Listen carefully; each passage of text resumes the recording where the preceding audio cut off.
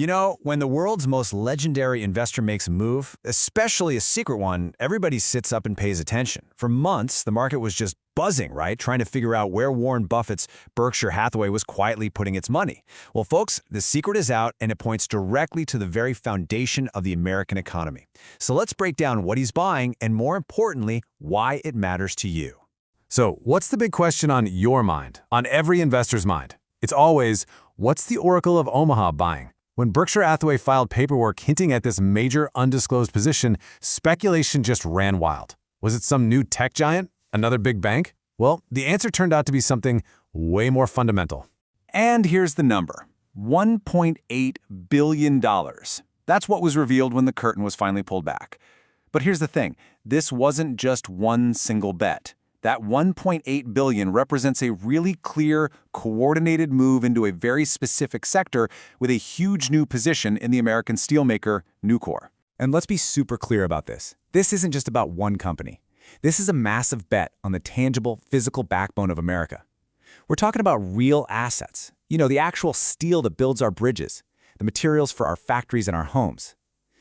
It's a strategic pivot you just can't ignore, especially coming from an investor who is famous for his long-term vision. All right, so that brings us right to the star of the show here, NUCOR. Because if you're going to bet on American infrastructure, it just makes sense you'd look at the biggest player in the game. Okay, first things first, let's just talk about sheer size. NUCOR isn't just some steel company. It is the largest producer of steel and steel products in all of North America. They're a dominant force, no question. But what's really interesting is how they dominate. So what's their secret weapon? It's all about this technology called the electric arc furnace, or EAF for short. Honestly, the best way to think about it is like a giant, super-powered recycling plant for steel. Instead of mining for iron ore and firing up these huge old-school blast furnaces, NUCOR melts down scrap steel. We're talking old cars, appliances, you name it, and turns it into brand new steel. This is not only more cost-effective, it's also weight cleaner, which gives them a huge edge in today's world. And they're not just a one-trick pony either. Their business is really smart, it's diversified. The core, of course, is the steel mills division. Then you've got steel products, which are those higher-value finished goods. And on top of that, they have a raw materials division, which helps them control their own supply chain.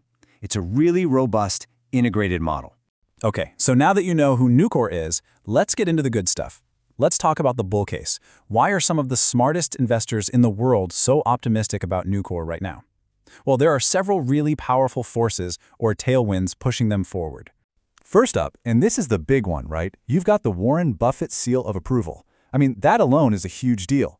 But beyond that, there's talk of potentially cranking up steel tariffs, maybe as high as 50%, which would help protect domestic producers like NUCOR. Then you add in the massive government spending from the Infrastructure Act, which is a direct driver of demand for steel. And to top it all off, you see the other giants like Vanguard and BlackRock are already major shareholders. And that really brings us back to this classic Buffett quote. It just perfectly captures the thinking here.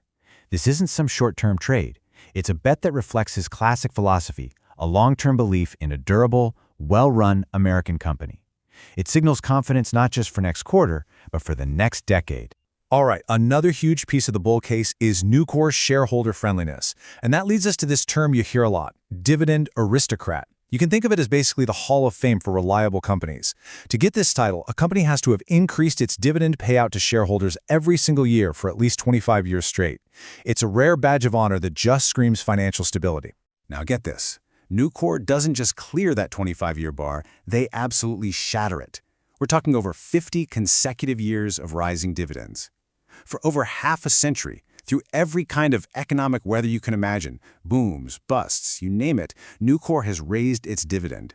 That's just an incredible testament to the company's resilience. Okay, but let's pump the brakes a little. No investment is a slam dunk, right? To be a smart investor, you have to look at the other side of the coin. So what are the potential headwinds that could be facing NUCOR? So what's the biggest risk with a company like NUCOR? Well, it's that steel is what we call a cyclical industry. And all that means is that its fortunes are tied directly to the health of the overall economy. When construction is booming and factories are humming, NUCOR does incredibly well.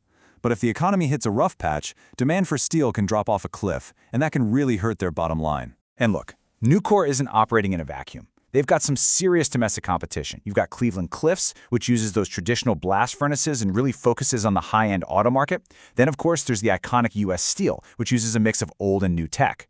NUCOR's big advantage is still that efficient, cost-effective EAF model, but it is a very competitive field. So let's just boil it all down. On the one hand, you've got these major strengths, that super efficient and greener EAF model, a rock-solid balance sheet with very little debt, and a diverse product line. But on the other hand, you have the risks, sensitivity to economic downturns, big swings in the price of scrap steel, and that constant threat of cheap foreign imports. Okay, so after looking at all that, the good, the bad, we come back to that first big question. Why NUCOR? With all those risks, why now? What does this Buffett thesis really look like when you piece it all together? When you really break it down, the Buffett thesis for NUCOR seems to be built on 4 solid pillars. First, it's a bet on real, tangible American assets. Second, you're investing in the clear industry leader, the one with a major cost advantage. Third, you're getting a company with that unbelievable 50-year track record of rewarding its shareholders. And fourth, you're positioning yourself to capitalize on a policy environment that's all about infrastructure spending and trade protection. You know, when you take a step back, this whole investment feels like it's about something much bigger than just NUCOR stock price. It really raises a bigger question for all of us as investors. After years and years of focusing on tech, on software, on, well, intangible assets, is this move by the world's most famous investor a signal that it's time to look again at the industrial backbone of America? If you found this helpful, please subscribe.